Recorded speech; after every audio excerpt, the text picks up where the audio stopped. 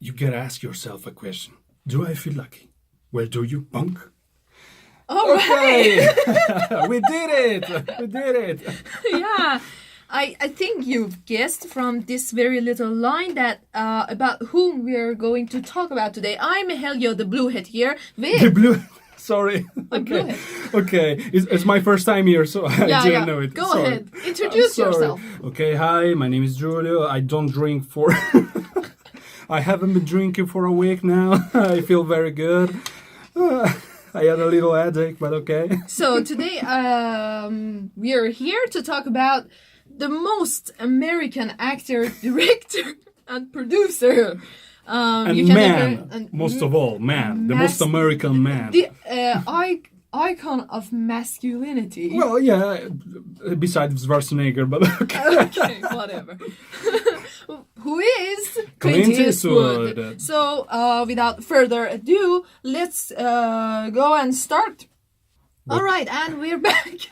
I'm here with Giulio, and this is our very awesome, perfect program, completely in English, as it is pretty obvious. You're buying time, do you? What? Nothing. Now we're here to talk about Clint Eastwood, and Giulio's gonna tell us some info. Yes. Yeah. Clint Eastwood, he is for sure the right man of cinema. Maybe not for us millennials, but for our parents. He sure is a nostalgic figure because of his iconic characters. He was born in 31st of May in 1930 in San Francisco. He enrolled at Los Angeles City College, but dropped out to pursue acting. During the mid-50s, he found uncredited short little parts in such B films as Revenge of the Creature and Tarantula. But that one tarantula. I think, yeah, that Okay, the black and white monster movie. Okay, Eastwood's big scream breakthrough came as The Man with No Name in Sergio Leone's trilogy, with excellent spaghetti westerns, A Fistful of Dollars, For a Few Dollars More, and The Good, the Bad, and the Ugly. The movies were shown exclusively in Italy during their respective copyright years, with Enrico Maria Salerno providing the voice of Clint's character, finally getting American distribution in 1967, pardon. As the last film ranked up phenomenal grosses, Eastwood, 37, rose from undistinguished TV actor to sought-after box office attraction in just a matter of months. Yet again, a success was waiting for him in the western Hang 'em High in 68. Yeah, because when he started, he was not in major roles, really B movies, yeah. Short parts, and then it was like the trilogy was the Man with the No Name was just an explosion for his career, so it was really cool for him. And side note here, his love towards the Western genre, you can see that he just doesn't act in them, but he also directs and produces many of them. So I'm quoting here. He has talked about the philosophical allure of portraying Western loners. Western, a period gone by the pioneer, the loner, operating by himself without benefit of society. It usually has something to do with some sort of vengeance. He takes care of the vengeance himself, doesn't call the police like Robin Hood. It's the last masculine frontier. Romantic myth, I guess. Though it's hard to think about anything romantic today. In a Western, you can think, Jesus, there was a time when man was alone, on horseback, out there where man hasn't spoiled the land yet. Nowadays the genre Western is a bit dead. Yeah, a long time ago, but it has no fans. Not right now, not between our millennials, but. I think that if you watch a movie on Netflix called The Ballad of Buster Scruggs, I've heard of it, and it had I guess 2 or 3 Oscar noms. Yes, exactly. Yeah. It's very nice. It's a movie directed by the Coen brothers. Yeah. It's very nice, but it's not a conventional movie because It has many episodes. It's a movie, Yes. but it's divided in 5 episodes, I guess, if I recall well. They are very nice, and I think if that's win an Oscar, maybe someone, please, Academy. Oh, Van Morris.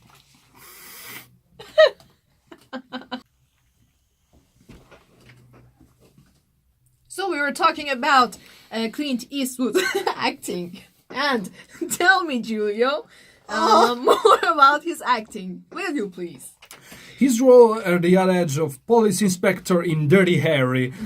Meanwhile, he gave him cultural icon status and helped popularize the loose cannon cop genre.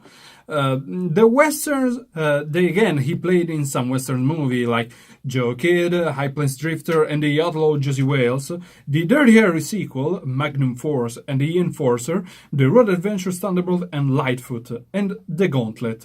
Thanos, you know something, maybe? Fine, I do it myself. I'll do it myself. And the fact-based prison from Escape from Alcatraz. Did you know also that the actor who plays the warden in Escape from Alcatraz, he's also the protagonist of a series called The Prisoner? No. No, Thanks for putting it's that. kind of ironic that It was awesome, thank you. Kind of ironic that the prisoner became the head of a prison. Okay. Very nice. The fourth Dirty Harry film, Sudden Impact, was the highest grossing film of the franchise and spawned his trademark catchphrase, "Go ahead, make my day." And in 1988, he did his fifth and final Dirty Harry movie, Deadpool. Not to, Be confused. Be confused with the Ryan Reynolds Deadpool. Not that Deadpool, not that awesome dude. Yeah. Okay. R-rated movie, not that one. Not that one. So let's get to his movie analysis. I mean, he has directed, he has acted, he has produced. And composed. I mean, this guy's, he has really got some talents. He's got it. And yeah, but obviously in an hour show we can't cover all of his movies that he has directed. Much. So it's just too much. Just let's first of all, let's start with his directorial debut, Play Misty for Me, made in 1971. The plot is really interesting. Dave Garver, played by Eastwood, is a radio disc jockey who broadcasts nightly from a studio, often incorporating poetry into his program. At his favorite bar, seemingly by chance, he encounters a woman named Evelyn.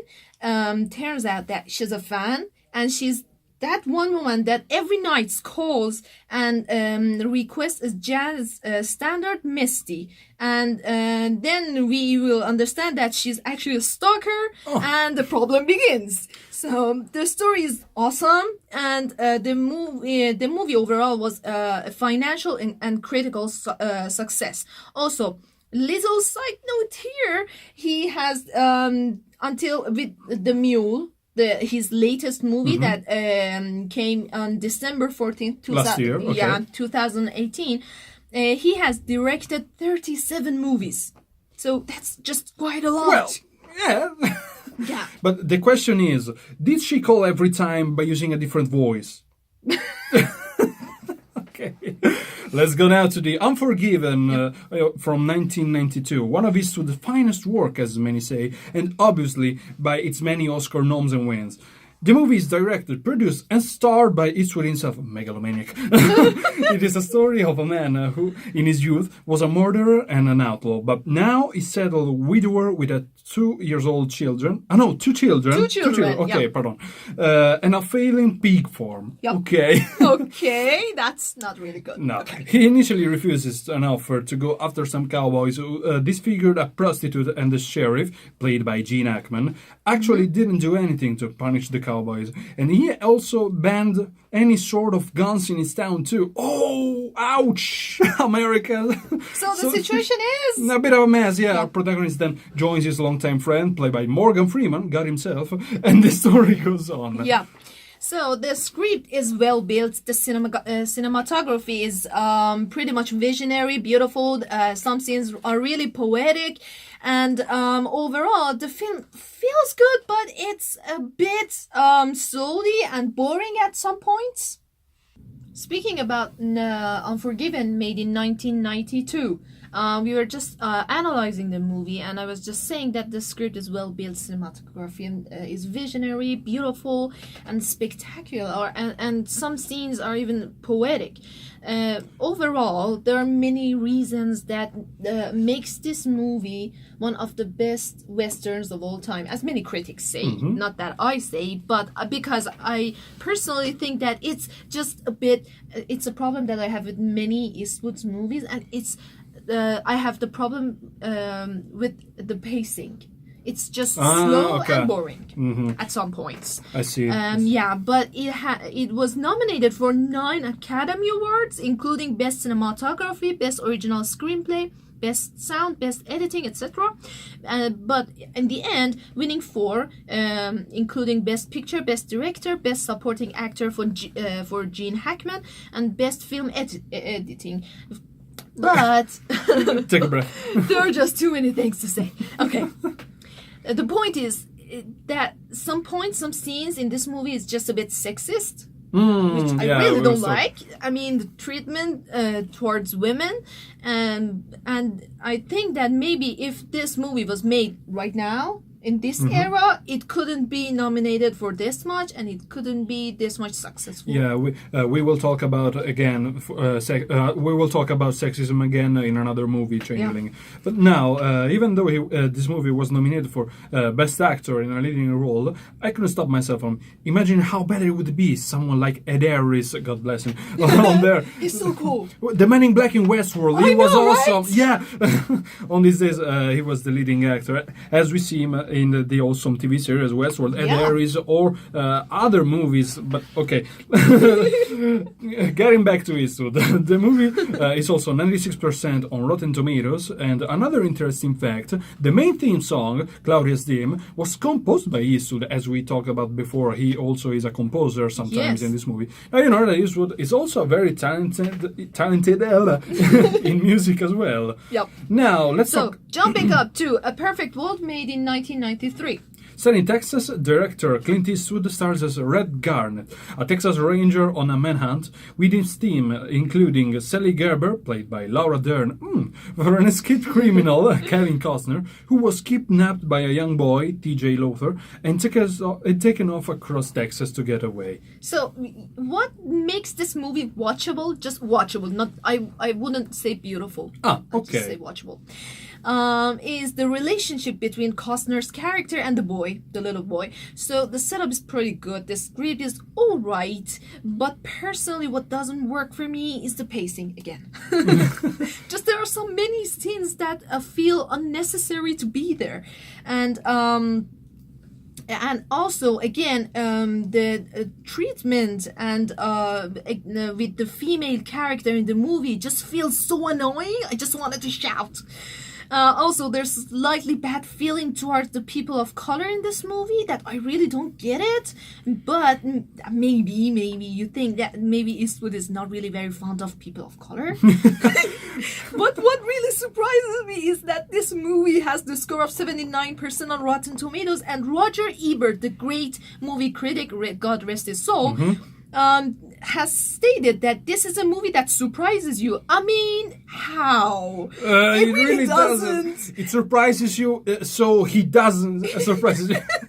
And how did Roger Ebert like this movie and gave it a 4 out of 4? This is impossible.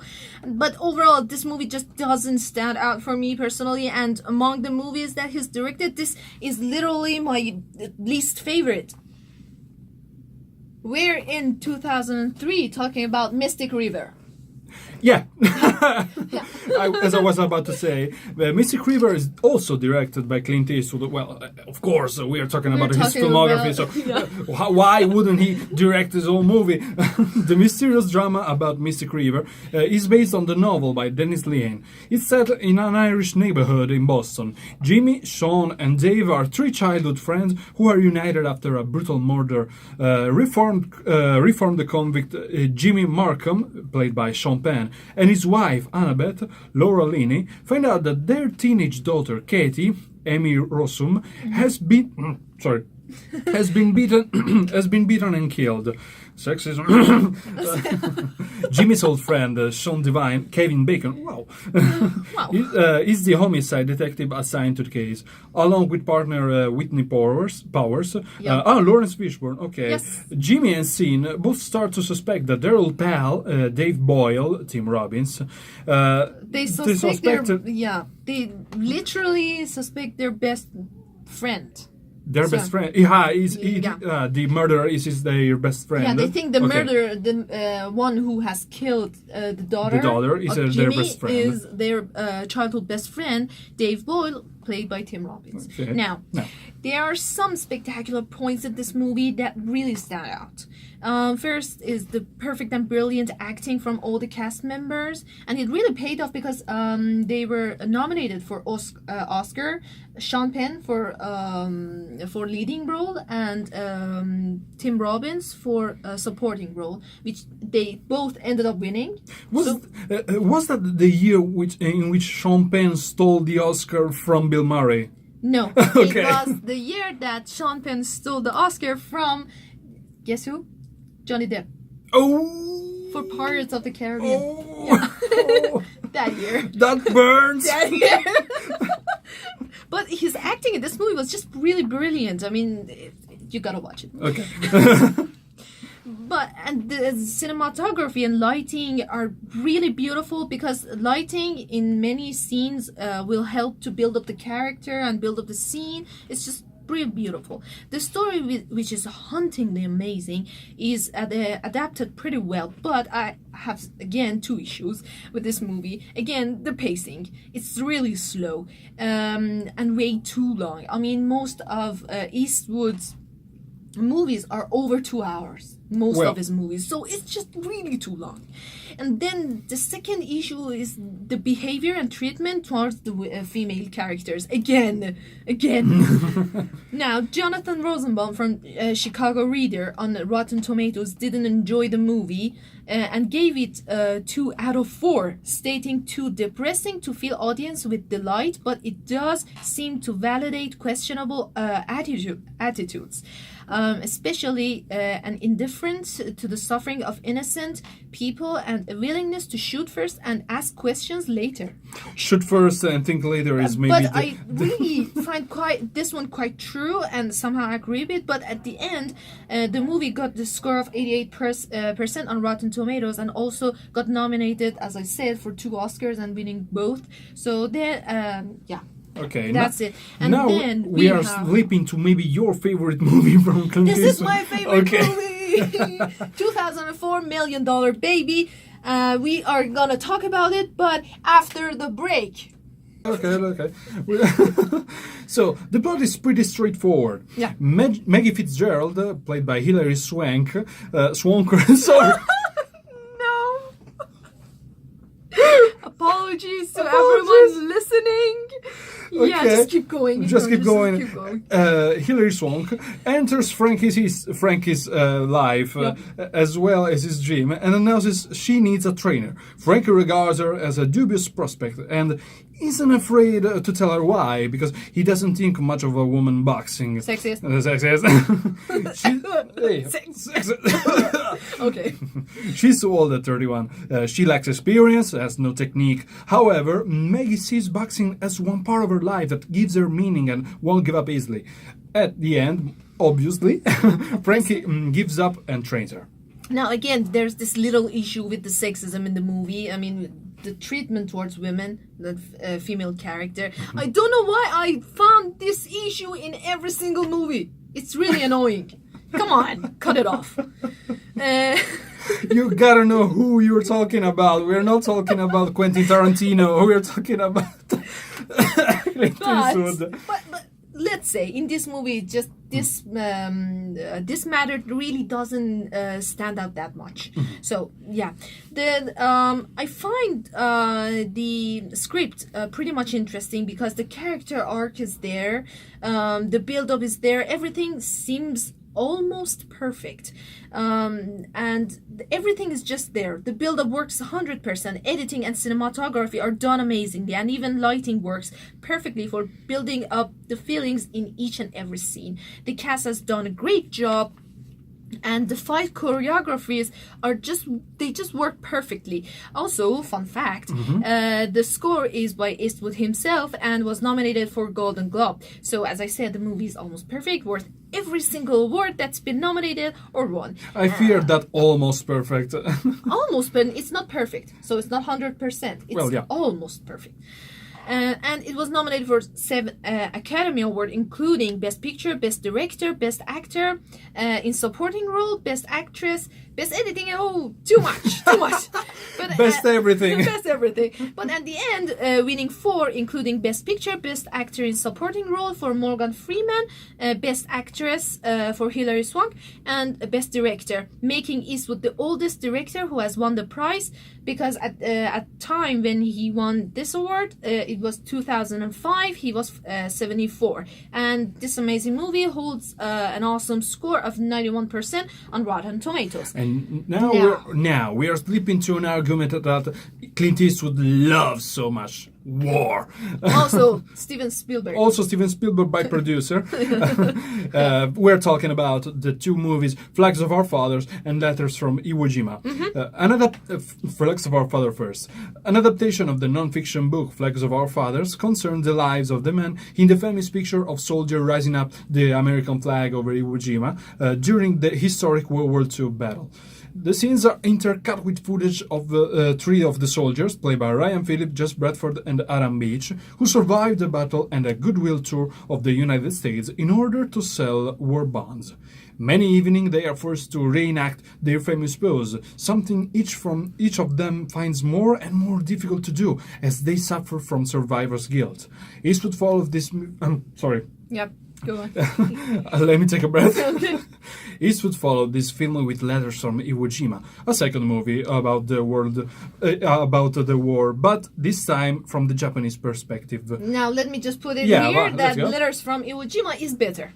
They're both from 2006, but just this one, it's better. Is it better because there are not Americans?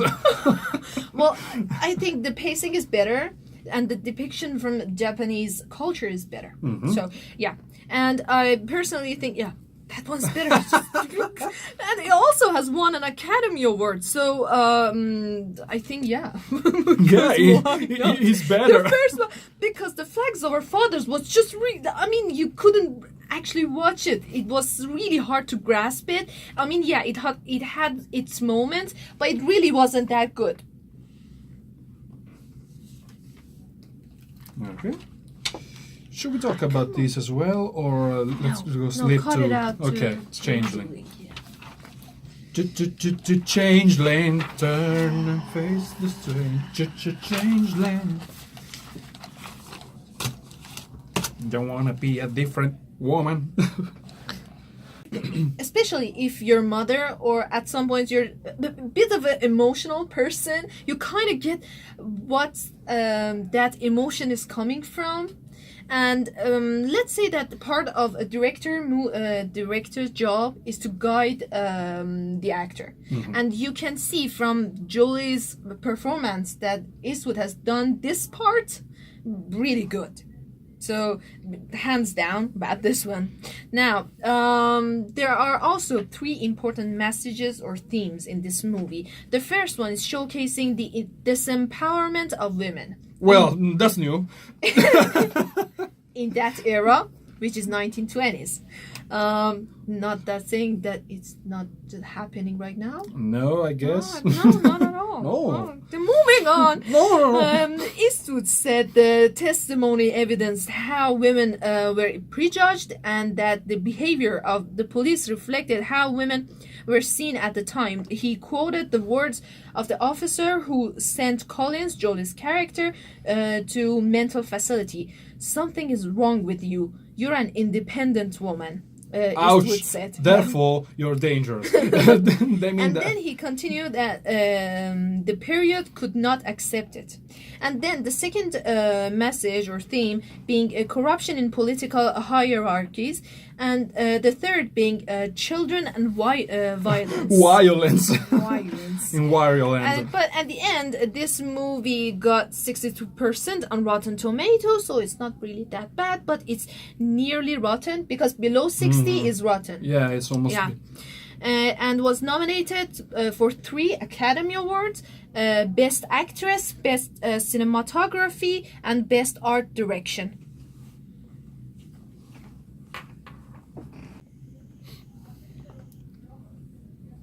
Nothing could fall.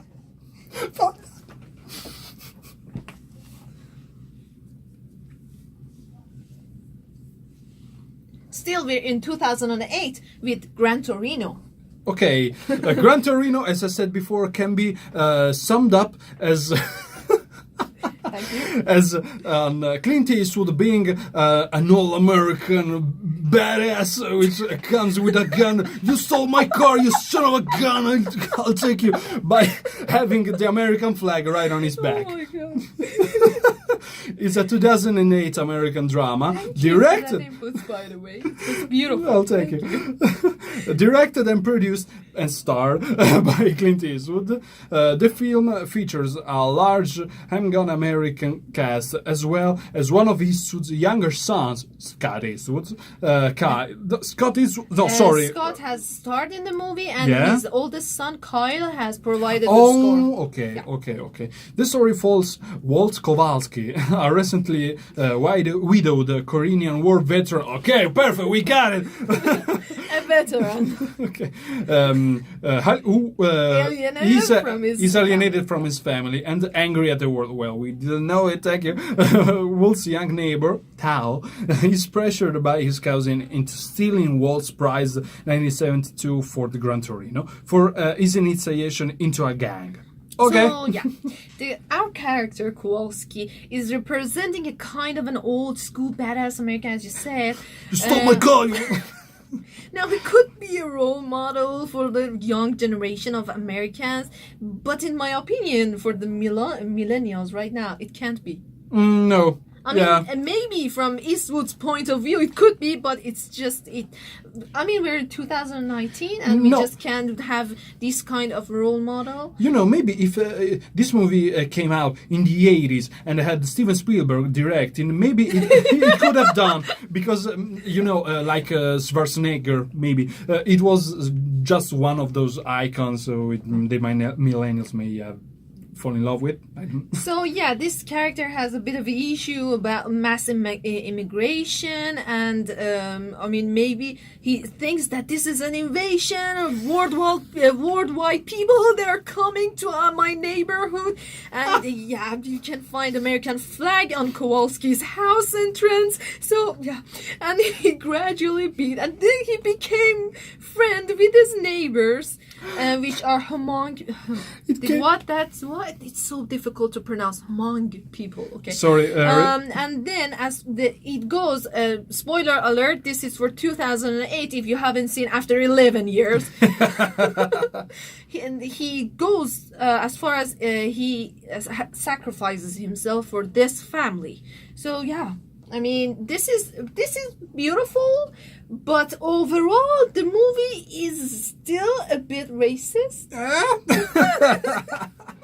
But if you focus on details, you find out that it's not about having American or foreign race or blood. It's about how can you describe to be an American.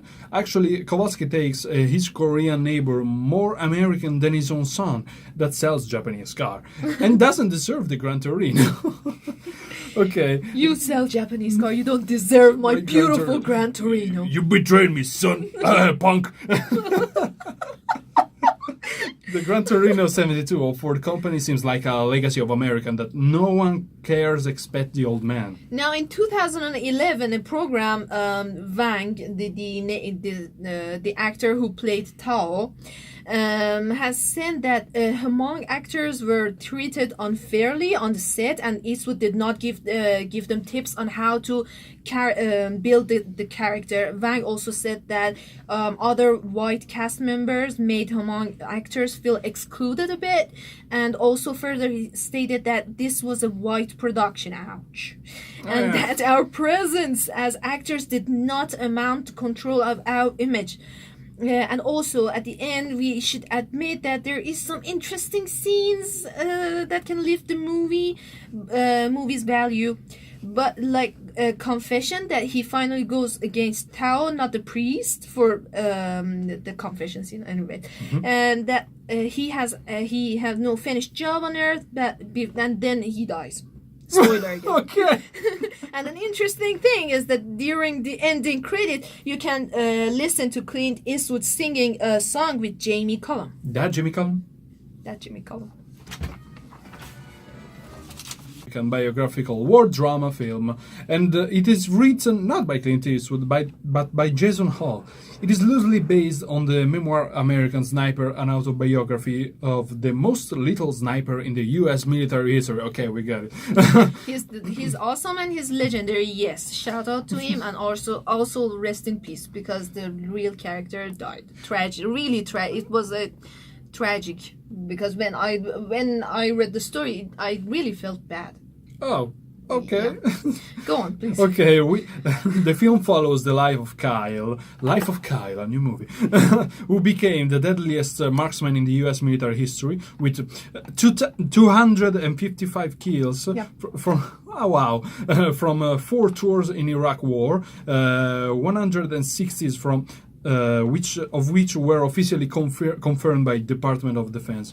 We have seen a long journey of Eastwood as a director, actor, and recently we see him focusing much more on directing more than acting. Also, we see how his characters are changing, by putting aside his old man character played by himself, trying to give us more believable, documented stories as we see in American Sniper, by making movies about real heroes. So yeah, American Sniper received 6 nominations, including Best Picture, Best Adapted Screenplay, and Best Actor for Bradley Cooper, ultimately winning just 1 for Best Sound Editing. Well... but... I mean, I'm not telling that Eastwood doesn't deserve anything, but we can tell that his movies are just very little bit overvalued. Sorry. Okay. And certainly that's maybe because of his political point of view and strong relationship with Hollywood. I don't know. Well, but, I mean, I'm sorry to put this, but when as an Iranian, when I watched the movie, I truly felt sick and tired of watching these war movies in Middle East. I mean, I'm just sick and tired of this shit. Sorry. I just can't handle this sort of movies anymore.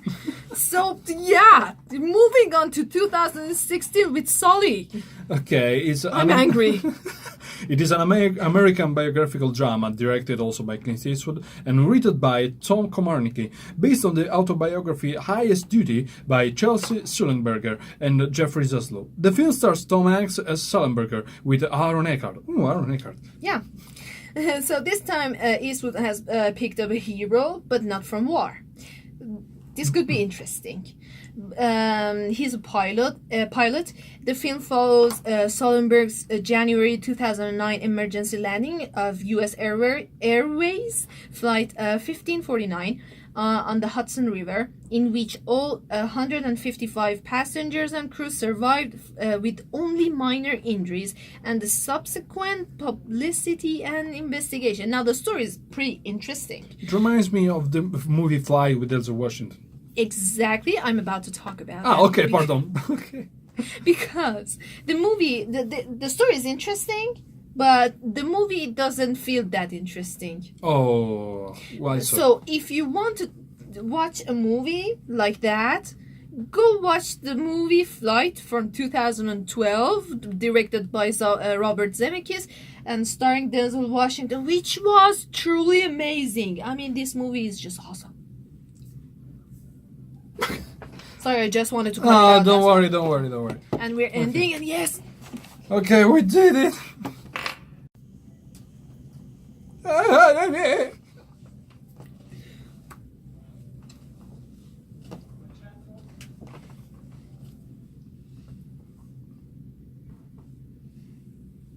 All right, we're at the ending, and we just want to conclude everything we've just said with about Clint Eastwood.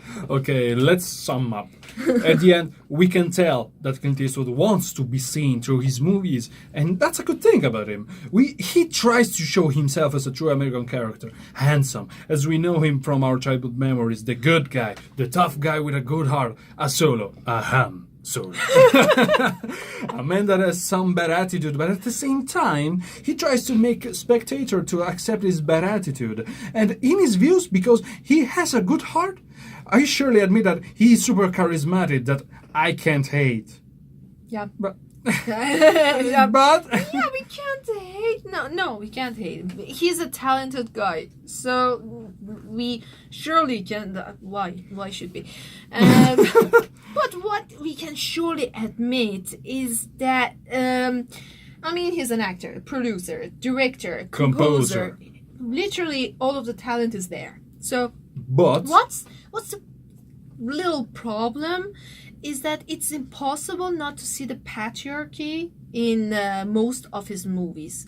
And just in many movies, you have seen the American flag. It's obvious. It's just Michael Bay came to mind. In Transformers 4, there are almost in every scene an American flag. And then again, not to mention his thoughts and behavior towards women, female characters, and people of color or foreigners in his movies. No, I'm not saying that he has directly said something bad about these matters. These people, no. But it's that you can witness some of these things through his movies. And that's my huge problem. It's like, so you're basically saying that his movies impose his view on the American history. I think. Okay. I think that maybe, I mean, we're saying that he's showing himself through his movies. So can we also think that he doesn't like women? So I mean, he has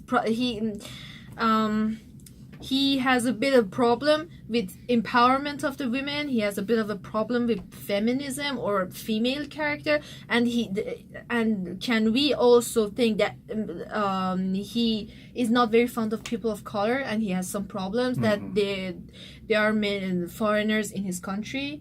Does he have this many? I mean, from his movies, I'm sorry, but I really think like that.